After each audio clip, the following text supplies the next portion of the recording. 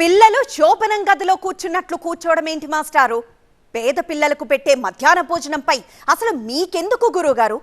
ఇతిహాసాలు పురాణాలు పలికే మీ నోట గుడ్డు గాడిద గుడ్డు ఏంటండి అంటూ ప్రముఖ ప్రవచనకర్త గరికిపాటి నరసింహారావుపై తెలుగు ప్రజానీకం తెగ విరుచుకుపడుతోంది. అవధానికే అవగాహన లేదా? పిల్లలంటే అంత అలుసా? వారి తిండిపై ఇంత అక్కసా అంటూ ఆగ్రహిస్తోంది. ఇవే మాటలు తెలుగు రాష్ట్రాల్లో అగ్గిరాజేశాయి.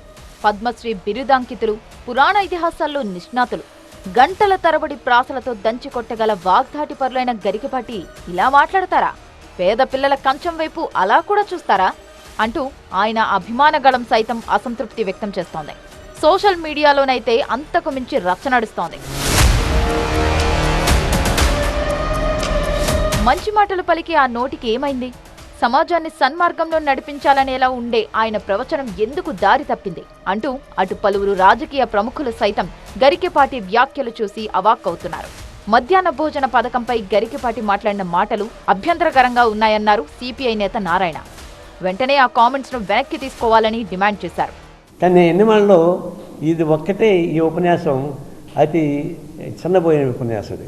ఆయన పర్సనాలిటీకి దాన్ని ఆమోదించడం సాధ్యం కాదు. ఆయన ఉపన్యాసం తిన్నా నేను. మధ్యాహ్నం భోజనం పథకం అనే దాని మీద అంత అవమానంగా మాట్లాడంటే ఊహించలేం. మధ్యాహ్నం భోజనం పిల్లకాయలు శోభన కొడుకులాగా పెండి మీద మంచం మీద కూర్చుంటారండి. ఏం మాట ఇది? తక్షణం గరికిపాటి వారు ఇచ్చినటువంటి ఉపన్యాసాన్ని ఉపసంహరించుకోమని నేను డిమాండ్ చేస్తాను. అటు నిరసనలు తగ్గట్లేదు. గురువుగారు మీకిది తగదండి అంటూ మేడ్చల్ జిల్లా బోడుప్పల్లో నల్ల బ్యాడ్జీలతో నిరసనకు దిగారు. కడుపు నింపుతూ విజ్ఞానాన్ని అందిస్తున్న మధ్యాహ్న భోజన పథకంపై ఇష్టారీతిన మాట్లాడటం ఏ మాత్రం సమంజసం కాదంటూ ఆందోళన చేశారు. చేసిన వ్యాఖ్యలను గరికిపాటి వెంటనే వెనక్కి తీసుకోకపోతే నిరసనలను మరింత ఉధృతం చేస్తామని హెచ్చరించారు.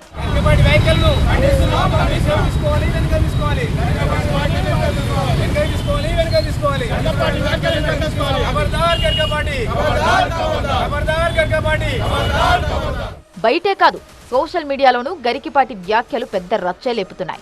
సమాజంలో ఇప్పటికే అసమానతలు ఉన్నప్పుడు పేద పిల్లలకు అందే కనీస సదుపాయాలపై వ్యంగ్యాస్త్రాలు అవసరమా అన్న ప్రశ్నలు వినిపిస్తున్నాయి.